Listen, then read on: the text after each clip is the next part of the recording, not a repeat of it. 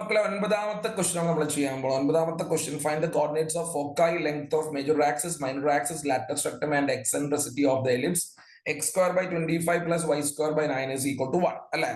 അപ്പൊ x square by 25 plus y square by 9 is equal to 1 എന്ന് പറയുന്ന ellipse x square by a square plus y square by b square is equal to 1 എന്ന ഫോമാറ്റിലുള്ള ellipse ആണ്. അപ്പം എക്സിന്റെ താഴെ വലുതായത് കൊണ്ട് തന്നെ അത് എലോങ് എക്സ് ആക്സിസ് ആയിട്ടുള്ള എലിപ്സ് ആയിരിക്കും. എലോങ് എക്സ് ആക്സിസ് ആയിട്ടുള്ള എലിപ്സ് ആയിരിക്കും. ഓക്കെ ആണല്ലോ. അപ്പൊ എ സ്ക്വയർ നമുക്ക് നോക്കിയാൽ കാണാം എ സ്ക്വയറിന് പകരം 25 ആണ്. എ സ്ക്വയറിന് പകരം 25 ആണ്. Which implies a is equal to 5. Important ആണ്, സ്ഥിരമായിട്ട് ചോദിക്കാറുണ്ട്. B square is equal to 9 ആണ്. അവിടെ നമുക്ക് ബി ഇസ് ഈക്വൽ ടു 3 എന്ന് ലഭിക്കും.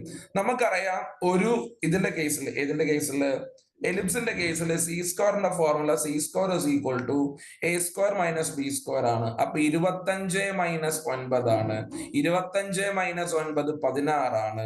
സി സ്ക്വയർ 16 ആണെങ്കിൽ സിയുടെ വാല്യൂ 4 ആണ് കിട്ടുക.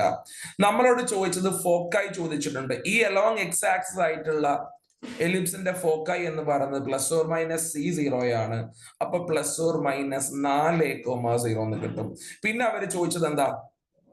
ലെങ്ത് ഓഫ് മേജർ ആക്സിസ് അല്ലെ. ലെങ്ത് ഓഫ് മേജർ ആക്സിസിന്റെ ഫോർമുല 2a ആണ്. a 5 ആണ്. 2a 10 വരും. അതേപോലെ ലെങ്ത് ഓഫ് മൈനർ ആക്സിസിന്റെ നീളം 2b ആണ്. 2b 6 ആയിട്ട് മാറും. ഓക്കെ അല്ലെ. എക്സെൻട്രിസിറ്റി ചോദിക്കുന്നുണ്ട്. എക്സെൻട്രിസിറ്റി c ബൈ a ആണ്. c 4 ആണ്. a 5 ആണ്. 4/5 ആയിട്ട് മാറും. പിന്നെ ചോദിക്കുന്നത് ലാറ്റസ് റെക്ടം ആണ്. ലാറ്റസ് റെക്ടം നമുക്കറിയാം 2b സ്ക്വയർ ബൈ a ആണ് ഫോർമുല. അതായത് 2 ഇൻറ്റു ബി സ്ക്വയർ എത്രയാ മക്കളെ? 9 ആണ്. a എത്രയാ മക്കളെ? 5 ആണ്. അപ്പൊ എന്തായിട്ട് മാറി? 18/5 ആണ് ലാറ്റസ് റെക്ടം. സ്ഥിരമായിട്ട് ബോർഡ് എക്സാമിന് എലിപ്സ് ഇതേപോലത്തെ ക്വസ്റ്റ്യൻസ് ചോദിക്കാറുണ്ട്. ക്ലിയർ ആണല്ലോ. That's about 9th one. ഇനി നമ്മൾ 10ാമത്തെ ചോദ്യത്തിലേക്ക് പോവാണ്. 10ാമത്തെ ചോദ്യം നമ്മളുടെ ലിമിറ്റ്സ് ആൻഡ് ഡെറിവേറ്റീവ്സ് എന്ന ചാപ്റ്ററിലെ സ്റ്റാൻഡേർഡ് റിസൾട്ട് ആണ്. Limit a x tends to 0 sine a x by a x. നിങ്ങളെ ചുണ്ടിൽ വരുന്ന ആൻസർ തന്നെ 1 ആണ് ഉത്തരം. ഓക്കെ ആണല്ലോ. അതിൽ ബി ക്വസ്റ്റ്യൻ കുറച്ചൊന്ന് ആലോചിച്ച് ചെയ്യേണ്ട ക്വസ്റ്റ്യൻ ആണ്. എ വളരെ എളുപ്പമാണ്. റിസൾട്ട് ആണ് ഈക്വൽ ടു 1. ബി ക്വസ്റ്റ്യനില് ഒരു പൈ മൈനസ് എക്സ് കാണാം. ഒന്ന് ശ്രദ്ധിക്കണേ. ആ പൈ മൈനസ് എക്സിന് മക്കള് എച്ച് എന്ന് റീപ്ലേസ് ചെയ്യാം. H is equal to pi minus X.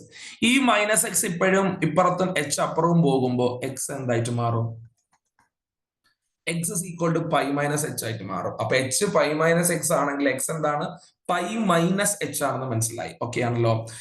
അതിനോടൊപ്പം തന്നെ നമ്മൾ ഒരു കാര്യം കൂടി ശ്രദ്ധിക്കണം. ഇവിടെ എക്സ് ടെൻഡ് ചെയ്യുന്ന എങ്ങോട്ടാ? എക്സ് ടെൻഡ് ചെയ്ത് പോകുന്നത് പൈയിലോട്ടാണ് അല്ലേ? എക്സ് ടെൻഡ് ചെയ്ത് പോകുന്ന എങ്ങോട്ടാണ്? പൈയിലോട്ടാണ്. അങ്ങനെ തന്നെ അല്ലേ? ഈ എക്സ് പൈയിലോട്ട് ടെൻഡ് ചെയ്യുകയാണെങ്കിൽ ഈ എച്ച് എങ്ങോട്ടാ ടെൻഡ് ചെയ്യുക? ഈ എക്സ് പൈയിലോട്ട് ടെൻഡ് ചെയ്താൽ എച്ച് എങ്ങോട്ട് ടെൻഡ് ചെയ്യും? പൈ മൈനസ് പൈയിലോട്ട് ടെൻഡ് ചെയ്യും. കാരണം എക്സ് പൈയിലോട്ട് പോയി അല്ലെ. അപ്പൊ എച്ച് എങ്ങോട്ട് ടെൻഡ് ചെയ്യും? എച്ച് 0 ടെൻഡ് ചെയ്യും. ഒന്നുമില്ല, ഈ എക്സ് പൈ ആകുമ്പോ എച്ച് എന്താകും? 0 ആകും. Very simple. അതാണ് കൺസെപ്റ്റ്. അപ്പൊ എക്സ് ടെൻസ് ടു പൈ ആണെങ്കിൽ എച്ച് ടെൻസ് ടു 0 ആയിരിക്കും. അപ്പൊ നിങ്ങളുടെ ചോദ്യം എന്തായിരുന്നു? Limit x tends to pi sine of pi minus x divided by pi into pi minus x is equal to എന്ത് ചെയ്യാൻ പറ്റും?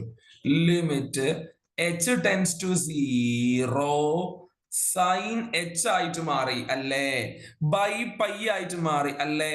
പൈ മൈനസ് എക്സിന് പകരം എച്ച് കൊടുത്തു അല്ലേ? ലിമിറ്റിന്റെ ഓൾജിബ്ര പ്രകാരം ഈ ഡിവൈഡ് ബൈ പൈനെ പുറത്തേക്ക് എടുത്താല് 1 by pi into limit h tends to 0 sine h by h ആയിട്ട് മാറും. Limit h tends to 0 sine h by എച്ചിന്റെ വാല്യൂ 1 ആണെന്ന് നമുക്കറിയാം. അപ്പൊ 1 ബൈ പൈ ഇൻറ്റു 1 വരും. 1 by pi into 1 is equal to 1 by pi എന്ന് കിട്ടും. Answer is 1 by pi. വ്യക്തമാണല്ലോ? ക്ലിയർ ആണല്ലോ? ഇനി നമ്മൾ ചെയ്യാൻ പോണത് ക്വസ്റ്റ്യൻ കണ്ടില്ലേ? ഒന്ന് പോസ് ചെയ്ത് നോക്കിയാൽ മതി. ഓക്കെ ആണല്ലോ അല്ലെ? ഇനി നമ്മൾ ചെയ്യാൻ പോണത് 11ാമത്തെ ചോദ്യം. 11ാമത്തെ ചോദ്യം എന്താ? 11ാമത്തെ ചോദ്യം 11ാമത്തെ ചോദ്യം ചെയ്യുന്നതിന് മുൻപ് മക്കൾ ആ കാർഡ് കോമ്പിനേഷൻസിലെ കറക്റ്റ് എണ്ണം പോയിട്ട് പഠിക്കണേ. 52 കാർഡിലെ ഷഫിൾഡ് ബാക്ക് ഒരു കാർഡ് എടുക്കുന്നുണ്ട്. എല്ലാ ഔട്ട്കമും സെയിം പ്രൊപ്പോർഷണൽ ഈക്വലി ലൈക്ലി ആണെങ്കിൽ ഒരു ഡയമണ്ട് കാർഡ് കിട്ടാനുള്ള ചാൻസ് ഡയമണ്ട് 13 എണ്ണം ഉണ്ട്. ടോട്ടൽ 52 ആണ്. 13/52 ദാറ്റ് ഈസ് ഈക്വൽ ടു 1/4 ആണ് ഉത്തരം. ഒരു ഐസ് കിട്ടാൻ വേണ്ടി 4 ഐസ് ആ ടോട്ടൽ ഉള്ളത്. 4/52 ആണ് ഉത്തരം വരിക. 1/13.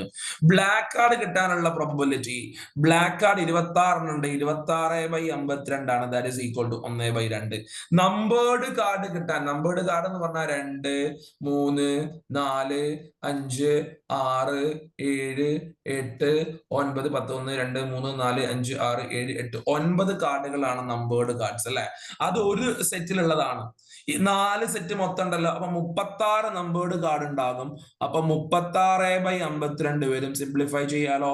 4 ചെയ്യുമ്പോൾ 9/13 വരും. That's about question number 11. Clear ആണല്ലോ. Now we'll move to question number 12.